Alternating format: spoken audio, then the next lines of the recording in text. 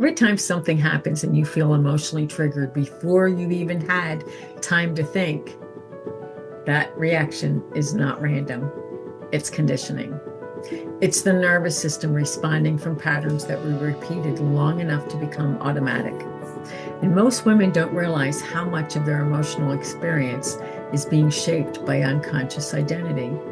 Because the brain is wired for survival, fear, rejection, judgment, embarrassment, and emotional pain.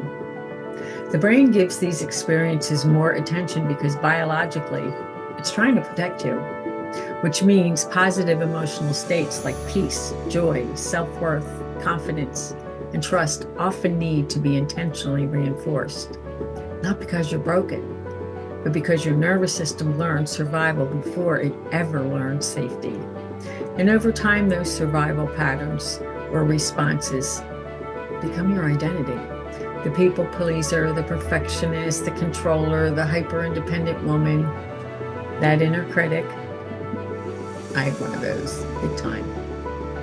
These are not who you are. They're protective adaptations.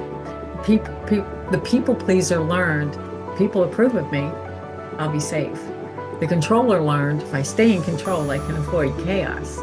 The inner critic learned, if I judge myself first, maybe I can avoid failure or rejection.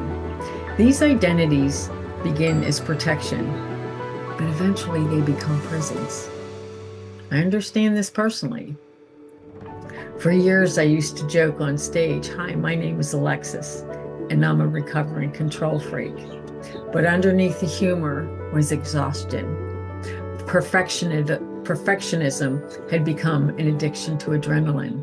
I was constantly rushing, overworking, overproducing, pushing myself harder and harder, believing I was simply being productive. But in reality, my nervous system was living in overdrive, and the deeper truth was this: the more I tried to prove myself, the more I reinforced the belief that I wasn't enough. That's how the unconscious identity works. It creates emotional patterns, and these patterns create behaviors, and those behaviors create the identity. And eventually the cycle feels normal. The situations may change, the faces may change, but the emotional experience stays the same until awareness interrupts it. I know this because I lived it. As a child, I quietly believed I wasn't very smart. Even when I knew the answer in school, I rarely raised my hand. That belief followed me into adulthood. I overachieved to outrun it. Certifications, licenses, constant striving, constant proving.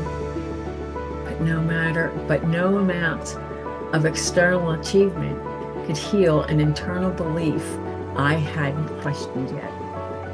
And by my 20s, I was anxious, chronically exhausted, disconnected from joy, and emotionally depleted. Not because something was wrong with me, because I was unconsciously living from conditioning that no longer reflected who I truly was. And this is important. Conditioning is not truth.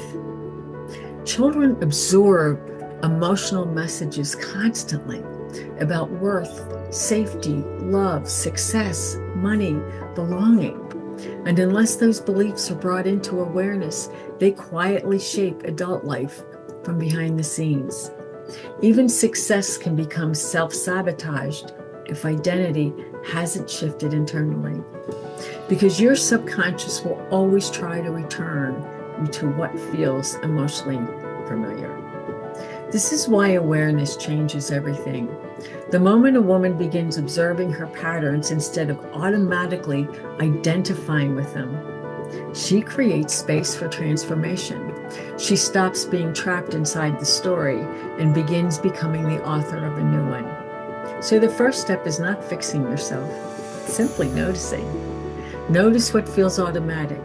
Notice your emotional reactions. Notice the beliefs beneath the behaviors. Notice the roles you unconsciously step into. Instead of meeting yourself with shame, meet yourself with awareness. Because awareness is power. And the moment you can see the pattern clearly, you're no longer completely controlled by it. This is how women move from inner criticism to inner leadership, from survival patterns to emotional sovereignty, from unconscious creation to conscious creation. And when a woman learns how to consciously choose new thoughts, emotional states, and identities consistently, her entire life begins changing from the inside out. This is the foundation of what we practice inside the Sovereign Woman Society.